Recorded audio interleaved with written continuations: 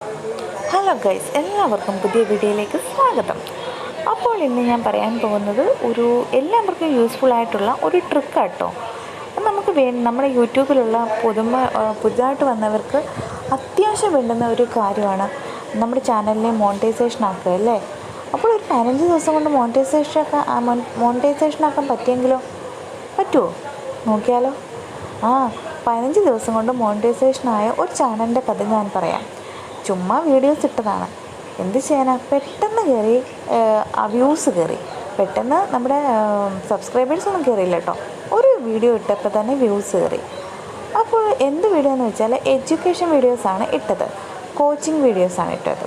PSC പരമായിട്ടുള്ള coaching ആവാം, അല്ലെങ്കിൽ ഏത് രീതിയിലുള്ള കോച്ചിങ് ആവാം. പക്ഷേ ഈ കോച്ചിങ് വീഡിയോ ഇടുന്നത് അല്ലെങ്കിൽ ഈ എഡ്യൂക്കേഷൻ വീഡിയോ ഇടുന്നത് ഒരു ചില സമയങ്ങളിലായിരിക്കണം. അത് ഏത് സമയമാണെന്ന് വെച്ചാൽ മെയിനായിട്ടുള്ള ചില എക്സാമുകൾ വരും.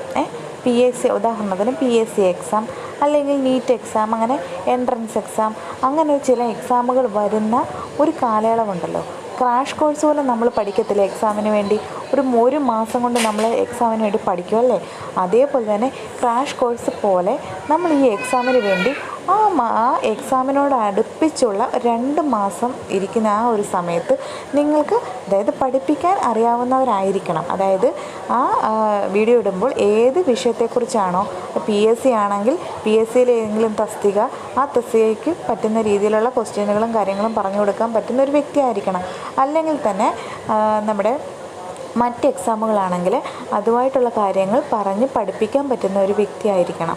അങ്ങനെയുള്ളവർക്ക് ഈസി ആയിട്ട് ഒരു മാസം 15 ദിവസം കൊണ്ടാണ് ആളുടെ ആ ഒരു ചാനൽ മോണിറ്റൈസേഷൻ ആയതെങ്കിൽ നിങ്ങൾക്കൊരു മാസം ഒന്ന് കൂട്ടിക്കോ. ഒരു മാസം കൊണ്ട് നിങ്ങൾക്ക് മോണിറ്റൈസേഷൻ ആക്കാൻ പറ്റും എന്നാണ് ഞാൻ പറയുന്നത്. കാരണം നമ്മളിപ്പോൾ ഒരു എഡ്യൂക്കേഷൻ വീഡിയോ ഇടുമ്പോൾ അതൊരു 25 മിനിറ്റൊക്കെ വരും. ഒരു കാര്യം പഠിപ്പിച്ചെടുക്കുമ്പോൾ അതൊരു 25 മിനിറ്റ് വരും. പഠിപ്പിക്കാൻ നല്ല എന്താ പറയുക, ഒരാളുടെ മനസ്സിനെ കീഴടക്കുന്ന രീതിയിൽ പഠിപ്പിക്കാൻ പറ്റുന്ന ഒരു വ്യക്തി ആയാൽ ഒരു 10 ദിവസം കൊണ്ട് നമുക്ക് വേണമെങ്കിൽ മോണിറ്റൈസേഷൻ ആക്കാൻ പറ്റും. കാരണം അങ്ങനെ 15 ദിവസം കൊണ്ട് മോണിറ്റൈസേഷനായ ചാനലുണ്ട്. അതുകൊണ്ടാണ് പറയുന്നത്. അങ്ങനെ എഡ്യൂക്കേഷൻ വീഡിയോസ് ഇട്ട് കഴിഞ്ഞാൽ ഒരു എക്സാമിനെ നോക്കണം. അടുത്ത എക്സാം ഏതാണ് എന്ന് നോക്കിയിട്ട് ആ എക്സാമിൻ്റെ ഒരു മാസം മുന്നേ ഈ ചാനലിനകത്ത് നമ്മൾ പഠിപ്പിക്കാൻ തുടങ്ങണം.